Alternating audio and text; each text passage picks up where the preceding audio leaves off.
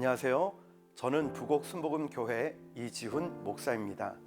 오늘은 여러분들과 함께 여호수아 2장 1절 말씀을 통해 하나님이 찾아내신 사람은 어떤 사람인지 잠시 살펴보겠습니다. 눈의 아들 여호수아가 시딤에서 두 사람을 정탐꾼으로 보내며 이르되 가서 그 땅과 여리고를 엿보라 하매 그들이 가서 라합이라 하는 기생의 집에 들어가 거기서 유숙하더니, 여호수아는 출애굽한 이스라엘 백성들 중에 두 사람을 정탐꾼으로 여리고에 보냈습니다. 그곳에서 기생 라합을 만납니다. 그런데 이스라엘 백성들은 정확히 40년 전에 똑같은 일을 했었습니다. 가데스 바네아에서 정탐꾼 12명을 가나안 땅에 보냅니다.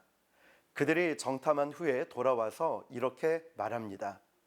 그 땅은 젖과 꿀이 흐르는 정말 좋은 땅입니다. 그러나 우리는 절대 못 들어갑니다.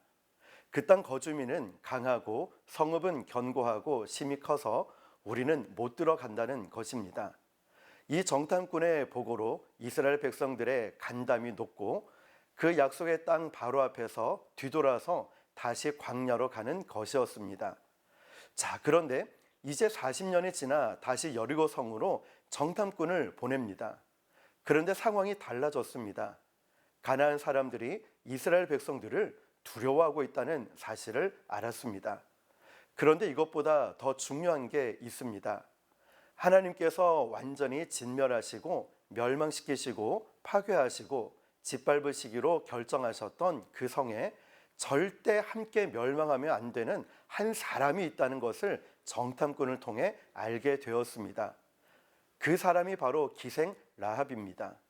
기생으로 번역된 히브리어는 매춘, 창녀라는 뜻입니다. 여러분, 그 한 여자를 위해서 지금 이스라엘 백성들 장정만 60만 명이고 약 200만 명의 사람들이 여리고성 앞에 멈춰 있습니다. 빨리 가서 정복해야 그 백성들 유지 비용이 줄어들 것 아니겠습니까?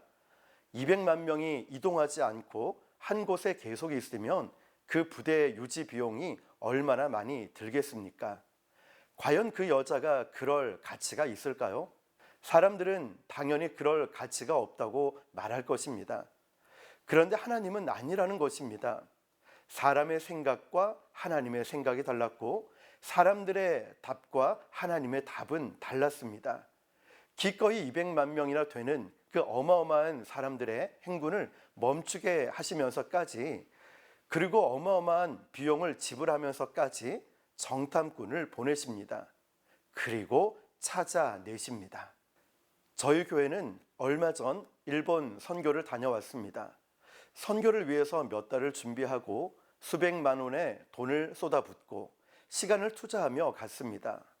어떤 분들은 이 더운 날 굳이 돈 들여가면서 선교를 가야 하나라고 말할지도 모릅니다. 그런데 하나님은 일본에서 한 사람이 아니라 세 사람의 영혼을 찾아내셨고 우리는 그 협소한 장소에서 단 세 사람을 위한 선교 공연과 축복을 했습니다.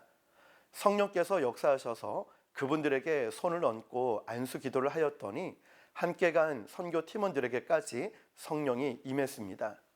사람들은 말하겠죠. 그럴 가치가 있냐고. 그러나 하나님은 달랐습니다. 아니야. 충분한 가치가 있다. 하나님은 사람을 그렇게 보십니다. 그래서 200만 명의 사람들의 발걸음을 멈추게 하셨고 정탐꾼을 보내 라합을 찾아내셨습니다. 그리고 예수 그리스도가 오는 족보에 그 이름이 올라가게 되었습니다. 예수 그리스도가 오는 통로가 되었다는 것입니다.